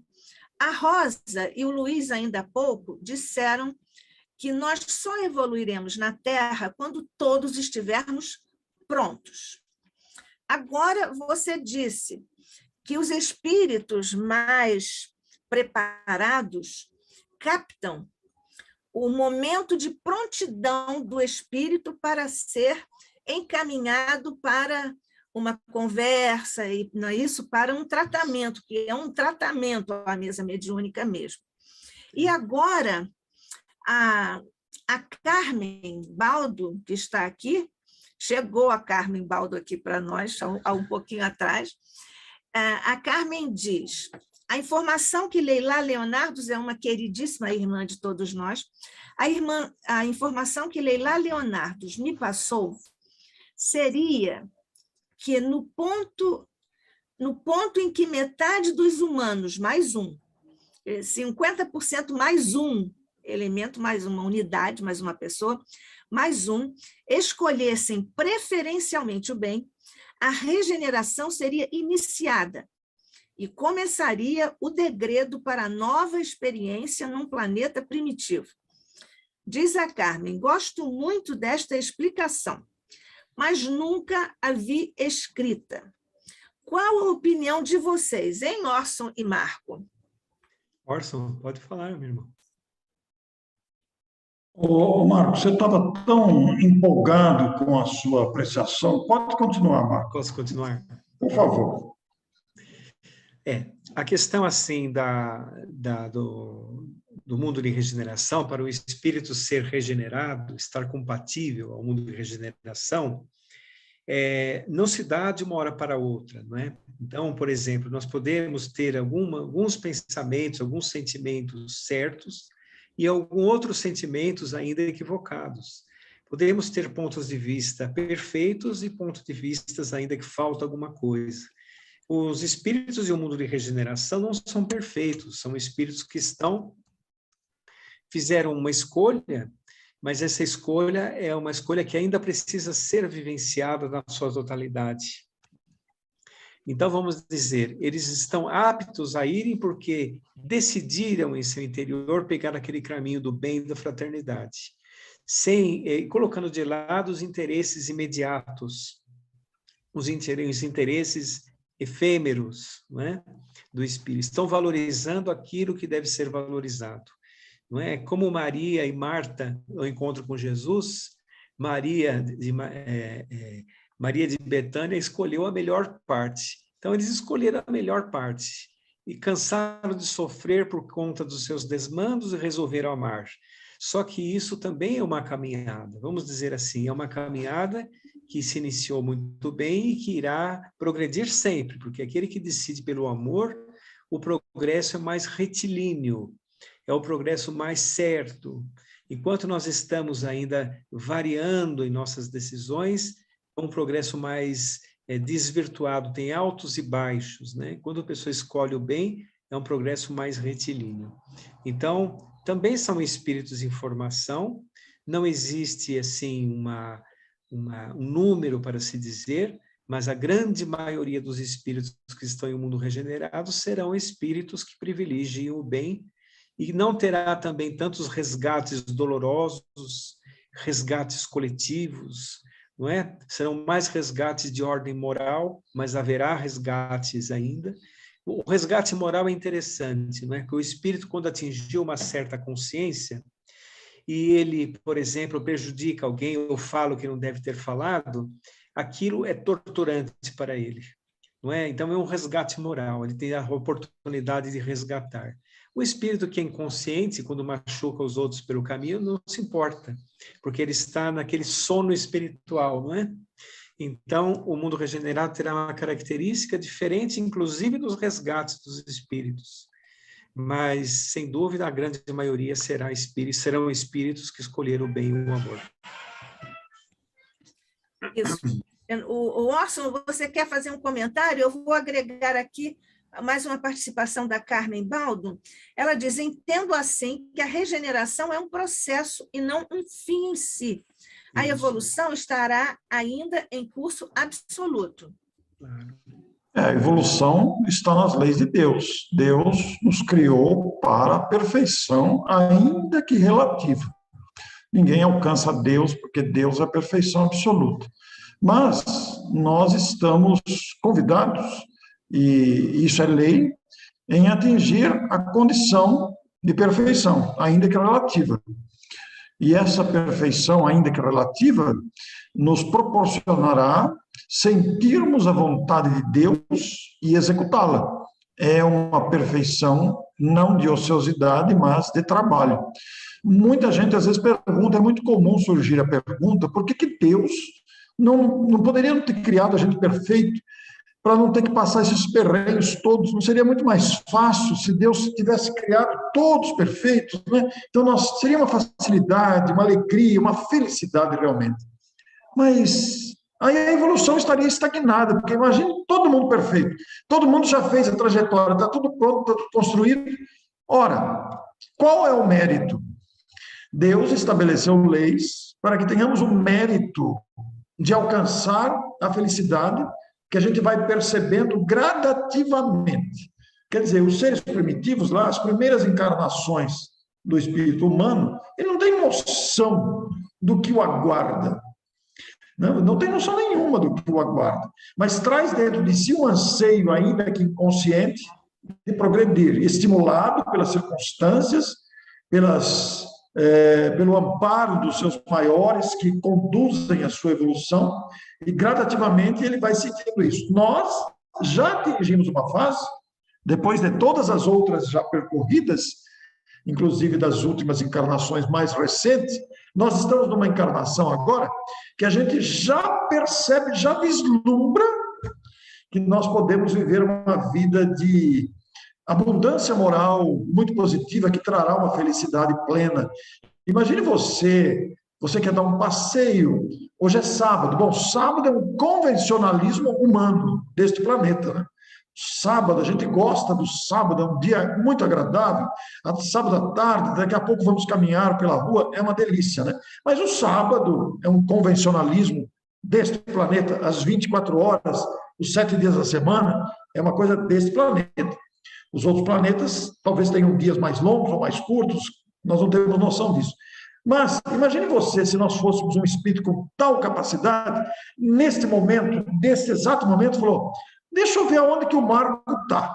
Aí eu penso no Marco, se fôssemos espíritos perfeitos, e o Marco está lá na galáxia, a não sei quantos bilhões de anos-luz. E a gente, Marco, como é que está aí? Você lembra aquele dia que teve a live do Instituto Cultura Espírita do Brasil? A gente falou sobre isso lá, né, rapaz? Olha agora, já passou quantos bilhões de anos, nós alcançamos a perfeição e hoje temos a capacidade de nos locomovermos com a velocidade do pensamento. Já pensou que delícia você poder viajar pelo universo infinito, conhecer todas as coisas? É uma coisa maravilhosa isso, né? E nós alcançaremos, é lei de Deus alcançar isso. São passos lentos, vai demorar um pouco, mas eu me encanto de pensar que hoje a gente já vislumbra esta beleza que nos alcança. Quando a gente pensa no sistema solar, que é composto de poucos planetas, né? Esses planetinhos pequenos, a gente vê na ordem da sequência, Terra é a terceira bolinha lá, uma bolinha pequenininha, comparada ao Sol gigantesco e comparada aos outros planetas maiores, né? O Marco mandou esses dias aqui um clipe sobre uma beleza do universo, né? Eu gosto muito desse assunto, é um assunto fascinante esse, né?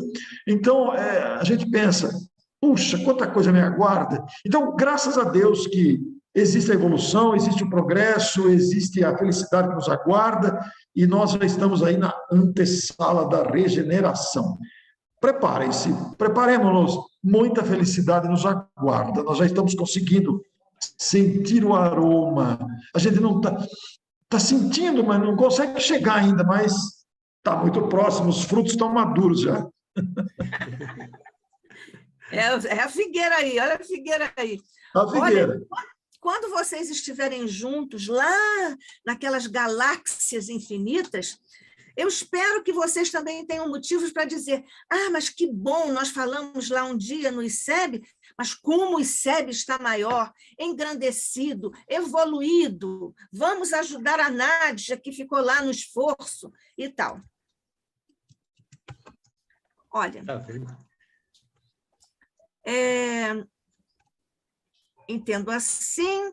Sim, a Rosa e o Luiz estão dizendo: estamos muito agradecidos aos palestrantes Orson e Marco pelas excelentes exposições e discussões, mas precisamos sair. Teremos daqui a pouco a live da nossa Casa dos Cristófilos. Bom final de semana a todos. Pois é, eles já foram lá para a reunião da casa deles. Paulo de Felipe: Oscar, nosso progresso espiritual é assintótico ou é absoluto? Assintótico é um tipo de aproximação que nunca alcança o ponto, diz o Paulo. Muito boa pergunta, que pergunta deliciosa essa, hein? Não sei se eu vou conseguir responder. Quem voltou, viu, Orson? Por isso que o Paulo voltou. É muito interessante porque é uma pergunta desafiadora e a nossa capacidade de interpretação, de entendimento da própria pergunta e da própria resposta pode não traduzir o gosto do nosso querido Paulo que fez a pergunta. Mas o sentido de absoluto, pegando a palavra absoluto, que é a segunda palavra que ele usou, dá a ideia de uma coisa pronta, né? Agora, é muito interessante porque Deus, ele é infinito, em tudo, em tudo. É o ser, a palavra ser limita Deus. Uma vez eu perguntei para o Cosme Massa, ele usava a palavra ser, e eu estava incomodado com isso, porque eu não sabia que palavra usar. Como é que eu vou me referir a Deus? Deus, mas a palavra ser limita o Criador. E ele falou: meu filho, mas existe outra palavra? Não existe nem palavra para definir Deus, né? Por isso que os Espíritos falaram: inteligência suprema, causa de todas as coisas. Agora, Deus é infinito. Agora, você imagina uma coisa, Paulo: os Espíritos que vão atingindo a perfeição, ainda que relativa, né? Eles sempre terão que pesquisar e descobrir, porque se Deus é infinito, no macro e no micro, quer dizer, é uma coisa que não tem fim, não tem fim, a gente não tem nem condições de dimensionar isso. A nossa capacidade é pobre, a nossa limitação é enorme. Então, os espíritos chegam num estágio de perfeição, não precisa mais reencarnar. Ele se torna um co-criador junto com Deus. Ele sente a vontade de Deus e executa a vontade de Deus. Ora, é coerente, eu acho que é lógico a gente pensar, embora todas as limitações que essa resposta possa conter, devido até à minha pequenez, mas é lógico e coerente a gente pensar que vamos supor que um espírito recebe pela primeira vez a incumbência de criar uma galáxia. Ele é um espírito perfeito. Então, a vontade de Deus cria uma galáxia, adaptadas todas as circunstâncias aí, todas as proporções que esta comparação traduz, né? Então, ele sente a vontade de Deus. Cria uma galáxia, ele vai executar a criação de uma galáxia, que vai levar bilhões de anos do nosso calendário, da nossa cronologia humana, digamos, né? Mas, para criar uma galáxia, embora ele seja um espírito perfeito, co-criador, ele já domina a matéria, ele tem conhecimento das leis que regem a matéria, etc. Vocês concordam comigo que ele vai ter que pesquisar para criar a galáxia? Apesar do conhecimento que ele detém, ele vai ter que pesquisar em várias áreas, ele vai ter que aprimorar a sua experiência, a sua capacidade, embora ele já tenha isso. Então, qualificar de absoluto me parece muito forte, né? O absoluto é aquele que está pronto. E o espírito, embora seja perfeito, ele sempre vai ter o que aprender e pesquisar. Se ele não tivesse, ele seria igual a Deus. Então, ele seria igual a Deus. Então, eu penso que é algo que nos dá margem para manga, essa pergunta aí, porque realmente eu penso que ela não é absoluta, não. E eu não sei se a palavra. Como é que é a outra? Como é que é a outra palavra que ele falou? Assintótico. Sintótico. Então, qual seria a definição da palavra assintótico propriamente dita, né? A palavra assintótico vai dizer uma linha que numa curva plana expressa uma distância infinita em relação ao ponto P. Forma também usada, assintótica. Me parece mais apropriada, né? Absoluto seria a conclusão de uma coisa pronta. É uma linha infinita, sem dúvida, inclusive para os espíritos, porque a noção de infinitude para nós, ela é muito limitada, a nossa carência, a nossa pobreza de linguagem, nossa pobreza de entendimento nos leva a patinar nessa área aí. Marco, quer acrescentar algo? Mas é acrescentar que Deus é a inteligência suprema do universo. Nós conhecemos Deus por suas obras, nesse nível espiritual que nós nos encontramos. E qualquer mensuração que tenhamos, que tentemos fazer a respeito de como é o processo de criação de Deus, é pura divagação. Nós ainda não temos a capacidade espiritual dessas questões, né? De explicar o método de Deus para criar as coisas. Mas o que nós sabemos que é a perfeição perfeita, é o amor infinito, a justiça perfeita, não é? Com leis que todos nós estamos inseridos nessas leis, evoluindo com elas, e à medida, como o Orso tão bem disse, quando nós evoluirmos, quando nos tornarmos co-criadores, entenderemos a essência do Criador. Por enquanto, entendemos somente Deus por suas obras, não é? Assim por diante. Isso. A Carmen diz: eu concordo com a total infinitude de Deus, o que me coloca sempre equidistante do próprio conceito que tenho de Deus, pelo simples fato de que minha apreciação evoluirá. E assim evoluirá meu conceito de Deus, o que me torna sempre vítima dessa palavra esdrúxula e assintótica. Pois é, temos que concordar. Carmen, eu aproveito e digo, o Vitor Hugo disse que nós chamamos Deus de Deus porque não temos outra palavra. É verdade.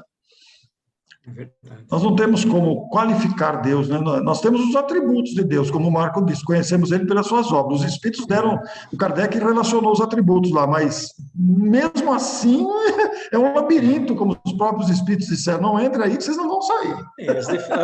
As definições, não é, Orson, de Allan Kardec, os espíritos da codificação, né? Deus é eternamente bom, justo, é onipresente, onisciente, não é? Então, é o que é possível para nós, não é? É o que é possível para nós. Tudo aquilo que o homem não fez, foi Deus quem fez. E onde está escrito a lei de Deus? Na consciência humana.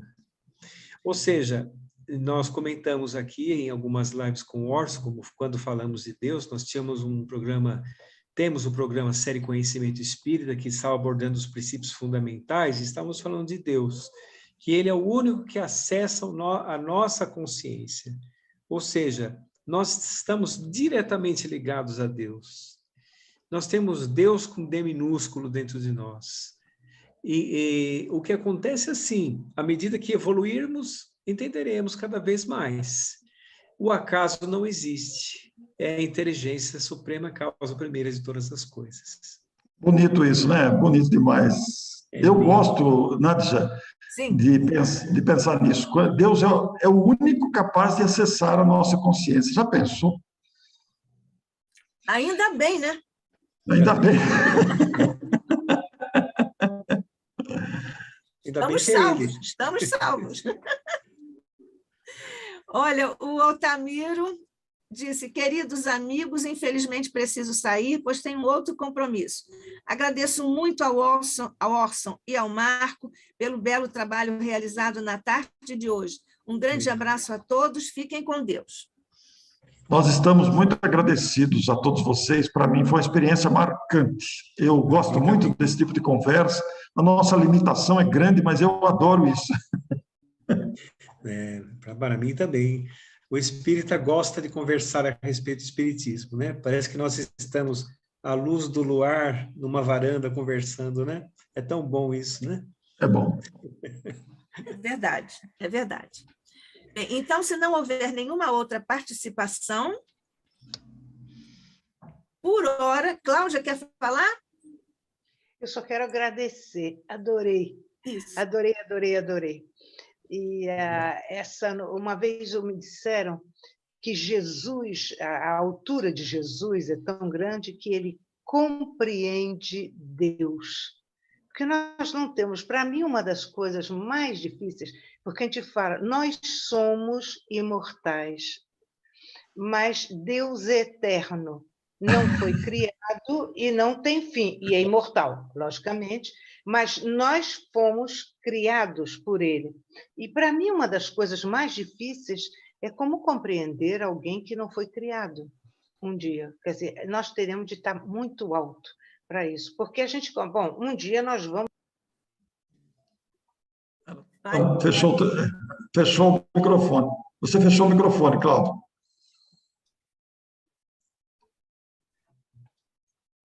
Ela fechou mesmo, né? Hoje foi o tempo todo. Fechou o microfone e fechou a visão também. Eu não sei por quê aqui. Mas agora continue, Cláudia, que nós estamos ouvindo. Então, bom, eu disse que Jesus compreende Deus, a altura é tão grande que ele compreende, tem capacidade de compreender Deus. Porque compreender o não criado, né? Porque, como ele mesmo disse, vós sois deuses, quer dizer, porque nós dizemos no Brasil, aí, filho de peixe, peixinho é. Filho de Deus, somos deuses também. Nós Deus somos, né? Ele fala, vós sois Deus. Tá certo, a gente vai crescendo, vai crescendo, vai crescendo, vamos entender que somos filhos dele, que temos ele intimamente em nós. Agora... Eu às vezes eu fico assim. E depois também uma das coisas que nós conversamos muito lá no nosso centro não, porque Deus condena, Deus é mau. Sim, Deus condena.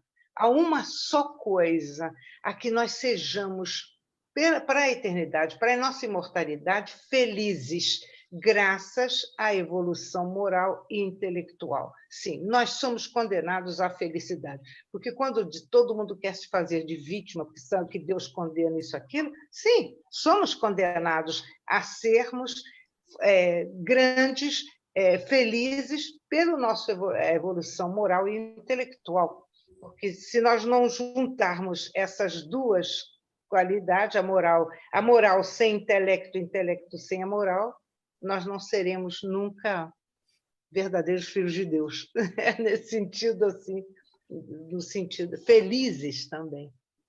Eu só queria também agradecer muito a vocês. Eu não conheço vocês, perdoem.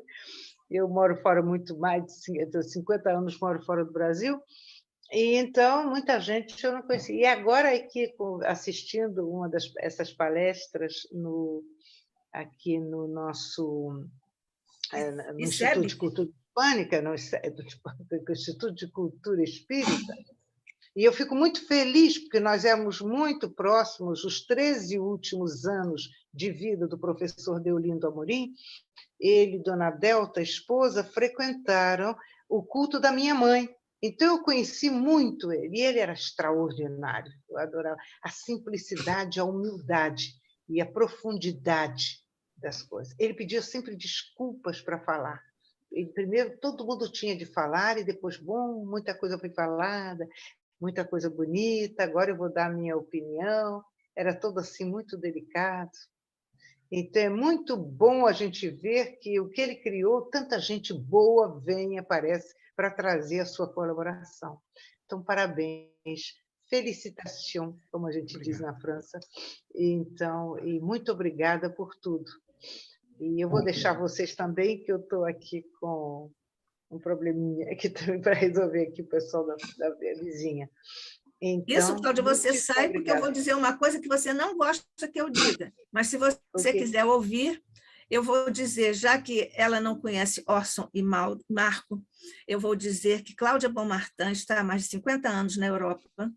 Ela criou, primeiro fazendo cultos do Evangelho no Lar na Espanha, onde ela foi estudar. Depois ela estudou também na Sorbonne, quando ela foi para Paris, e ela fundou o CESAC Paris.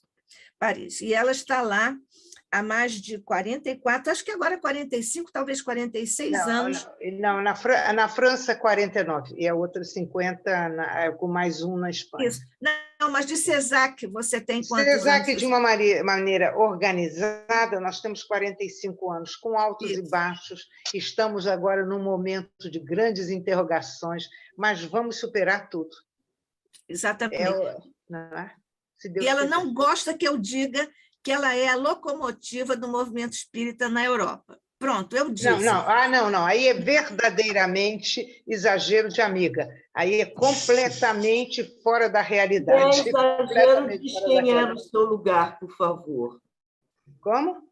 Se é exagero, nomeie quem é no seu lugar, por favor.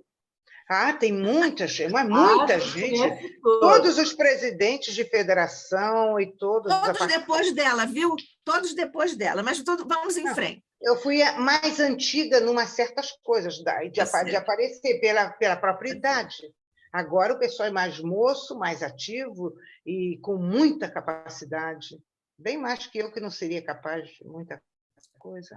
Devo registrar que Cláudia entrega o bastão, dá oportunidade e espaço para os franceses assumirem a condução desses trabalhos maravilhosos.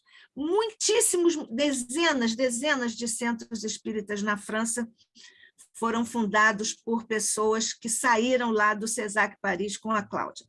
Então, vocês já viram quem é Cláudia? De grupos, nós não temos dezenas, infelizmente, nós não temos dezenas de centros espíritas, mas houve grupos, muita gente participou do nosso CESAC e que interferiram em outros centros, em outros grupos, dentro da França e mesmo em outros lugares. Mas também, infelizmente, nós não temos dezenas e dezenas e dezenas. Cláudia, aí é a amizade que fala. Cláudia, permita-me aproveitar esse instante aqui. Eu gosto muito de entrevistar pessoas. Eu gostaria de entrevistar sobre Deolindo Amorim, se você me permitir, sobre a sua convivência com ele. Nós tivemos, minha mãe, bom, também já partiu. A minha mãe partiu, que tinha, ela ficou, porque o professor Deolindo começou a frequentar, e todo um tempo também o Newton Boechat, teve muita gente que frequentou o nosso centro, nosso grupo, nosso culto doméstico, mas o que acontece é que depois eu parti para a França, mas eu vinha todos os anos, e todos os anos ele estava lá. Inclusive, quando eu cheguei aqui, uma coisa achei interessantíssima, eu entrei em contato com o presidente da Federação, da União Espírita Francesa da época. Eu cheguei em 73 na França. E então, o que aconteceu de interessante é que eles uma vez me disse: o Deolindo Amorim é o único espírita que existe no Brasil. Eu falei, imagina. Aí eu falei para o professor Deolindo: o senhor sabe que o presidente da União Espírita Francesa disse que o senhor é o único espírita de verdade que existe no Brasil. Ele ficou tão sem graça, falei, mas que absurdo que é isso, mas foi tão gozado, mas ele era conhecido já na França. E por causa daquele livro, O Espiritismo e as Doutrinas Espiritualistas. O pessoal gostava. Então, mas eu vou pedir sua autorização, da Nath, já passar seu contato para eu te entrevistar, se você aceitar. Tá bom. Mas para falar especialmente do professor Deolindo, eu não serei uma pessoa de muita profundidade, não. Minha mãe estudaria muito, mas minha mãe já partiu. Não, mas agora a gente faria uma entrevista sobre a sua vivência no Brasil, na Espanha e na França, sua vivência espírita.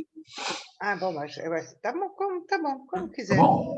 Então, a Nádia, depois eu vou pedir o seu contato para ela. Obrigado, viu?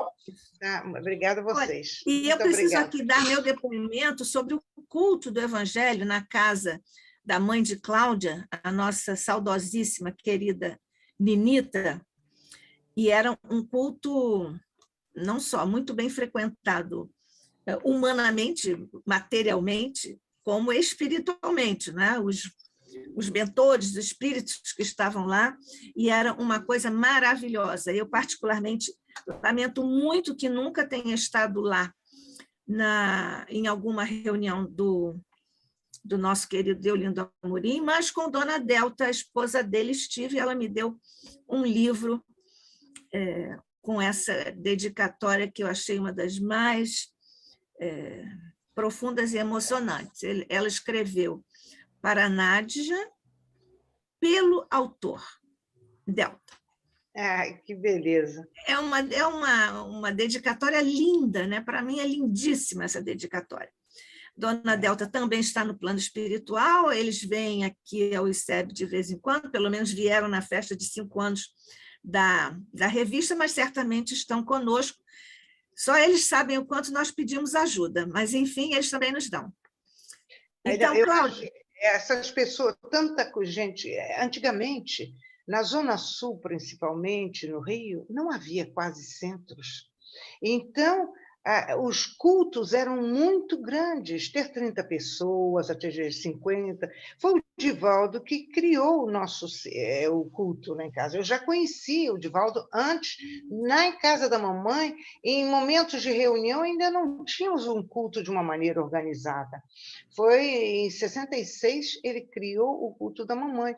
Então, ali conhecemos, depois também, mais tarde, eu conheci muita gente que também vinha quando podia. Luciano dos Anjos, também o Altivo Panfiro, muita gente do Rio também, né? Quer dizer assim, que tinham centros e que falavam em outros lugares muito, e que frequentaram o culto da minha mãe, e que vinham, porque não tinha quase na Zona Sul centro. Tinha Brunilde do Espírito Santo, que nos trouxe para o Espiritismo.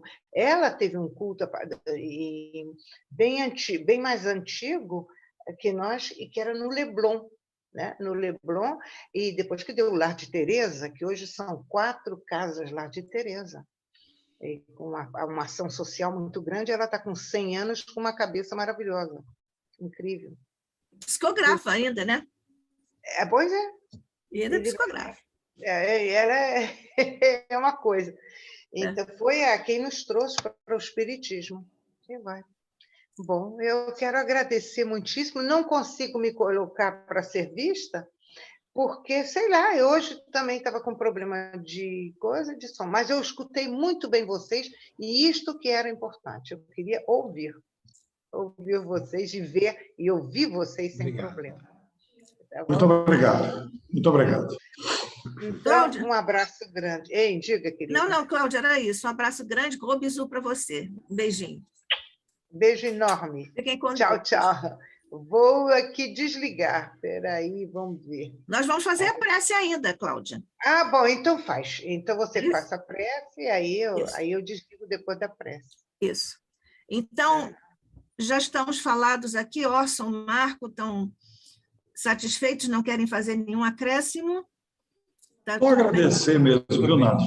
Só agradecer a oportunidade valiosa, estamos muito felizes. Vou aguardar com ansiedade a edição no YouTube para a gente divulgar depois, porque depois que passa e a gente divulga no YouTube, dá outra visualização, né? A gente divulga também. E você, por favor, nos dê esse retorno, estou contando com você. O ICEB conta com a sua rede maravilhosa de divulgação, tá bem? Pode deixar, obrigado. O ICEB está precisando. Então, Orson, muito obrigada. Meu querido amigo, meu querido irmão, muito obrigada, Deus te abençoe. Meu querido irmão, meu querido amigo Marco, muito obrigada, Deus te abençoe também. E Deus nos abençoe a todos em nossos esforços no bem. Que assim Mestre querido, eis-nos aqui ainda uma vez, corações tão repletos, mestre, de alegrias, de satisfação, de emoções e sentimentos matizados com colorações espirituais que efetivamente nós não poderíamos descrever, mas nós as sentimos profundamente pelo encontro tão fraterno que nós pudemos viver nesta tarde no Instituto de Cultura Espírita do Brasil. Certamente que contamos com a ajuda de sempre, a proteção de sempre, dos nossos mentores queridos, não só todos em geral, mas muito particularmente, dos mentores do ICEB, de Olindo Amorim, e vibramos por ele. Jorge Andréia, Lauro Salles, Pedro de Camargo, Carlos Embaçaí, José Jorge e tantos outros mestres que trouxeram o ICEB até aqui e certamente continuarão a nos ajudar a levá-lo à frente, apesar das nossas humanas fragilidades e poucas possibilidades. Mas, mestre querido, ao te agradecermos e te rogarmos bênçãos por sobre os nossos mentores e por sobre o ICEB, nós te pedimos também bênçãos de saúde e recuperação para os nossos queridos irmãos César Reis, José Henrique Rubim de Carvalho, José e Jorge Cerqueira. Mas unidos que estamos em teu nome, mestre, que ótima oportunidade, aproveitando-nos das vibrações superiores em que estamos envolvidos, para vibrarmos juntos num exercício de fraternidade e de amor. Irmos agora pelas asas suaves desta prece singela, irmos juntos ao encontro das necessidades, humanas necessidades de nossos irmãos no planeta todo. São tantas dores, mestres, sobressaltos, sofrimentos físicos e morais, na vitimização de tantos contextos que trazem o final dos sinais dos tempos por ti anunciado, Jesus, particularmente por sobre todas as áreas conflagradas do planeta, e em especial porque estamos aqui na terra do cruzeiro. Nós estamos te pedindo, Jesus, pelas vítimas dos desastres naturais que têm assolado várias cidades, não só aqui no Rio de Janeiro, mas em outros estados da nossa querida federação nas terras verde e amarelas. Enviando, portanto, Jesus, essas nossas melhores vibrações, para que pela matemática do amor tu possas reproduzir esses singelos e limitados recursos que te colocamos agora à disposição, mas que por essa matemática do amor tu certamente haverás de multiplicar essas parcas energias sinceras em benefício de nossos irmãos. Graças te damos, mestre amado, hoje e sempre, trazendo para nossas mentes e corações a tua paz e a tua luz, sob a graça de nosso Pai. Assim seja. Graças a Deus. Graças a Deus.